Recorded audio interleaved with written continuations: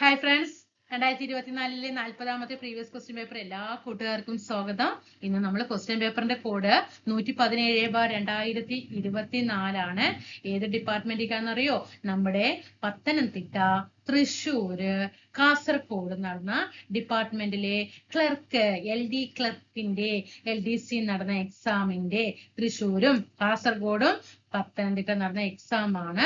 അതിന്റെ ക്വസ്റ്റ്യൻ പേപ്പറിലേക്ക് എല്ലാ കൂട്ടുകാർക്കും സ്വാഗതം. എന്നും പറയുന്നത് പോലെ എന്റെ കൂട്ടുകാരെ ക്ലാസ്സുകൾ ഇഷ്ടപ്പെടുകയാണെങ്കിൽ സബ്സ്ക്രൈബ് ചെയ്ത് സപ്പോർട്ട് ചെയ്യണേ. ലൈക്ക് ചെയ്ത് കൂട്ടുകാർക്കൊക്കെ പരമാവധി ഷെയർ ചെയ്ത് സപ്പോർട്ട് ചെയ്യണം. താഴെ കൂട്ടുകാർ കമന്റ് ചെയ്യണം. ടെലിഗ്രാം ഗ്രൂപ്പിൽ ജോയിൻ ചെയ്യണം. നമുക്ക് ക്ലാസ്സിലേക്ക് കടന്നാലോ? എങ്ങനെയുണ്ട് നിങ്ങൾക്ക് പ്രീവിയസ് ക്വസ്റ്റ്യൻ പേപ്പർ കൊണ്ട്? നല്ല ഇമ്പ്രൂവ്മെന്റ് ഉണ്ടോ? ഒന്ന് താഴെ കമന്റ് ചെയ്യേ. എന്തെങ്കിലും മാറ്റങ്ങൾ നിങ്ങൾക്ക് കിട്ടിയിട്ടുണ്ടോ? ഒന്ന് താഴെ കമന്റ് ചെയ്യണം കേട്ടോ. നമുക്ക് ക്ലാസ്സിലേക്ക് പോകാം. ഫസ്റ്റ് ക്വസ്റ്റ്യൻ നോക്കൂ മക്കളെ. ഹുറാ, he won the match. Identify the part of speech of the underlined word. ഈ ഹുറാ അല്ലേ, ഹുറാ അത് എന്ത് വേർഡാണ്? അത് എന്ത് വേർഡായിട്ടാണ്? പ്രിപ്പോസിഷൻ ആണോ? പ്രിപ്പോസിഷൻ അല്ല എന്നുള്ളത് നമുക്ക് 100% പ്രിപ്പോസിഷൻ അല്ല. നമുക്കറിയാം ടു, അറ്റ്, ഓഫ്, ഓണ്, ഇന്ന് ഇതൊക്കെയാണ് പ്രൊപ്പോസിഷൻ. അപ്പൊ ഇതല്ല എന്നുള്ളത് നമുക്കറിയാം. ഇതിൽ പിന്നെ 81ാമത്തെ ആൻസർ ഏത് വരും? കൺജങ്ഷൻ നമുക്കറിയാം.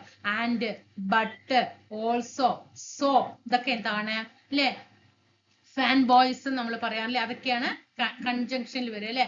ഫാൻ ബോയ്സ് അല്ലെ, yet, so, but, or, not അല്ലെ, ആൻഡ്, ഫോർ ഇതൊക്കെയാണ് ഏത് വരിക? കൺജങ്ഷൻസ് വരിക. അപ്പൊ ഇതുമല്ല എന്ന് നമുക്കറിയാം. പിന്നെ ഏത് വരും മക്കളെ? ഇങ്ങനെയാണ് ഡിലീഷൻ ചെയ്ത് വിടണം. എടുത്തത് ആൻസർ കിട്ടണം പറഞ്ഞാൽ നമ്മൾ അത്രയും പഠിച്ചിരിക്കണം നമുക്കല്ലേ. നമ്മൾ ഇങ്ങനെയൊക്കെ ആൻസറിലേക്ക് എത്താനായിട്ട് പറ്റണം. പിന്നെ ഏത് ചെയ്യും? പ്രൊനൗൺസ്. പ്രൊനൗൺസ് നമ്മൾ എഴുതാ മൈ, ഹിസ്, ഹെർ, ഹിം ഇതൊക്കെയല്ലേ മക്കളെ നമ്മൾ പ്രൊനൗൺ ആയിട്ട് ഉപയോഗിക്കുക.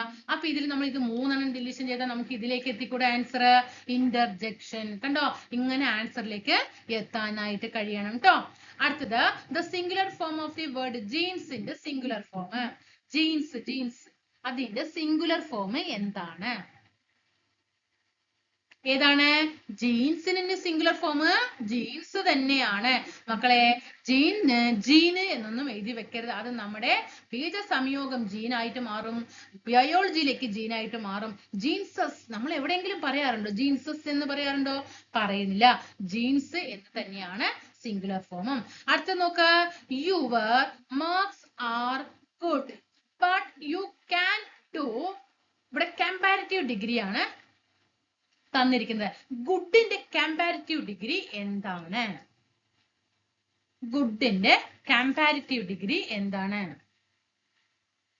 ഏതാണ് ഗുഡിന്റെ കമ്പാരിറ്റീവ് ഡിഗ്രി? സി ആണ് അല്ലേ. ഗുഡ് എന്താണ്? കമ്പാരിറ്റീവ് ഫോമിലേക്ക് ബെറ്റർ എന്നാക്കണം. അപ്പൊ അതിന്റെ സൂപ്പർലേറ്റീവ് ഡിഗ്രി എന്താണ്? ബെസ്റ്റ് അല്ലേ, കമ്പാരിറ്റീവ് ഡിഗ്രി കേട്ടോ. അപ്പൊ ബെറ്റർ ആണ് കമ്പാരിറ്റീവ് ഡിഗ്രി. സൂപ്പർലേറ്റീവ് ഡിഗ്രി ഏതാണ്? ബെസ്റ്റ് ആണ്. അടുത്തത് the test was dash your appropriate phrasal verb. എന്താണ്? the test was എന്ത് ചെയ്തിട്ടുണ്ടാവും? ടെസ്റ്റിനെ മാറ്റി വെച്ചിട്ടുണ്ടാവും അല്ലേ. അല്ലേ, put off അല്ലേ, put off അല്ലേ. the test was put off. അടുത്തത് the files tell dash the shelf. use the correct preposition. the files fell. The files fell dash the shelf.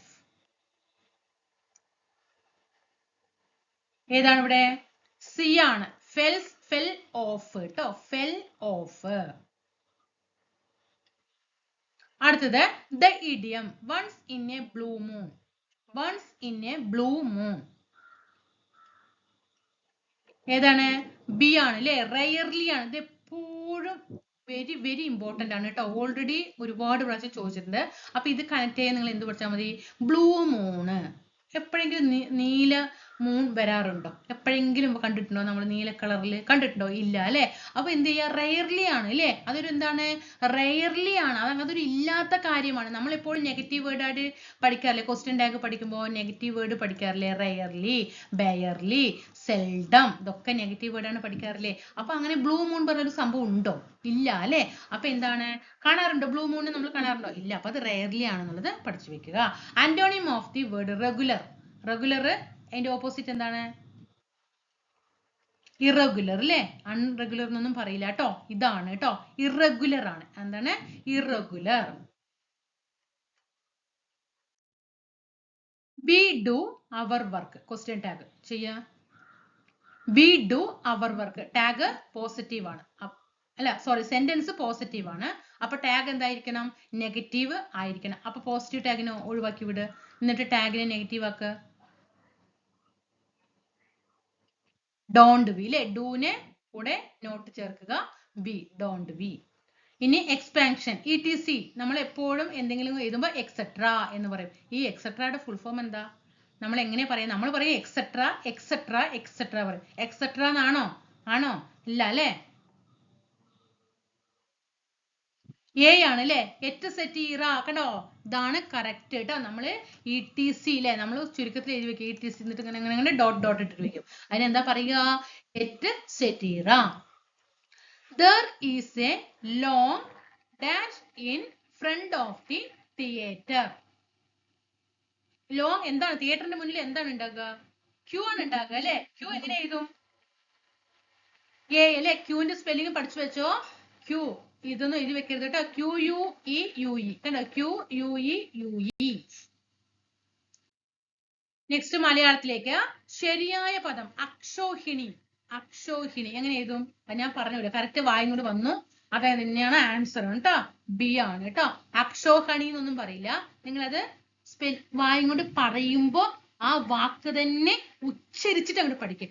അക്ഷോഹിണി, അക്ഷോഹിണി കേട്ടോ. നാഴികയുടെ 60 പങ്ക്. നാഴികയുടെ 60 പങ്ക് എന്താണ്? വിനാഴിക. എന്താണ്? വിനാഴിക. തിരിച്ചെഴുതുക. പരമോച്ച നില. ഏത് വരും? പരമ പ്ലസ് ഉച്ച പ്ലസ് നില. പരമ പ്ലസ് ഉച്ച പ്ലസ് നില. പരമോച്ച നില. ശരിയായ പര്യായ കൂട്ടം കണ്ടെത്തുക. പ്രമാദം. പ്രമാദം. ഇതിൽ കറക്റ്റ് പ്രമാദം ഏതാണ് ഇതിലെ വരിക? ശരിയായ പര്യായ കൂട്ടം കണ്ടെത്തുക. പ്രമാദം ഏതാണ് ഇവിടെ? ബി ആണ് കേട്ടോ. വർദ്ധിച്ച ഭയം, ഓർമ്മക്കേട്, ശ്രദ്ധയില്ലായ്മ. കണ്ടോ? വർദ്ധിച്ച ഭയം, ഓർമ്മക്കേട്, ശ്രദ്ധയില്ലായ്മ. പ്രമാദം. വിപരീത പദം അധ്യാത്മം. ഏതാണ്? ഭൗതികമാണ് കേട്ടോ. ആധ്യാത്മികത്തിന്റെ അധ്യാത്മം ഓപ്പോസിറ്റ് ഭൗതികം. നേരെ വാ നേരെ പോ എന്ന് അർത്ഥമാക്കുന്നത് എന്താണ്? സത്യസന്ധമായിട്ട് പെരുമാറുക. ചേർത്ത് എഴുതുക. മലർ പ്ലസ് കളം പ്ലസ് എഴുതി പ്ലസ് കാത്ത പ്ലസ് ഒരു പ്ലസ് അരജൻ. എന്താണ്? ഇതിനൊന്ന് ചേർത്ത് എഴുതിക്കേ.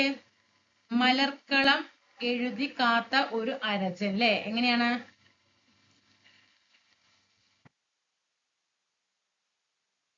സി ആയിരിക്കാം അല്ലെ? 97 ഏതാണ്? ഡി ആണ് കേട്ടോ. 97 ഏതാണ്? ഡി ആണ്. മലർക്കളം എഴുതി കാത്തോരരജൻ. കണ്ടോ? കാത്തോരു അരജൻ. വീണ്ടും ഇതിനെ കണ്ട അരജൻ. അങ്ങനെ തന്നെ നമുക്ക് ഇതിൽ മാറ്റാം. ഈ അരജൻ എന്ന് പറയുമ്പോൾ വീണ്ടും അരജൻ എന്ന വാക്കിൽ ഒരിക്കലും അങ്ങനെ വരില്ല. ഒരു കണ്ടോ? ഒരു അരജൻ, ഒരരജൻ. കണ്ടോ? ഒരരജൻ, ഒരരജൻ. അങ്ങനെ നമുക്ക് ഇതിലേക്ക് എത്തിപ്പറ്റാൻ പറ്റും. മലർക്കളം എഴുതി കാത്തോരരജൻ. വൈരി സ്ത്രീലിംഗം. ഇത് പ്രീവിയസ് നമ്മൾ കഴിഞ്ഞ ഒരു ക്വസ്റ്റ്യനിൽ പഠിച്ചതാണ്. വൈരി, വൈരിണി. And it was at the age poetry arrived in search of me.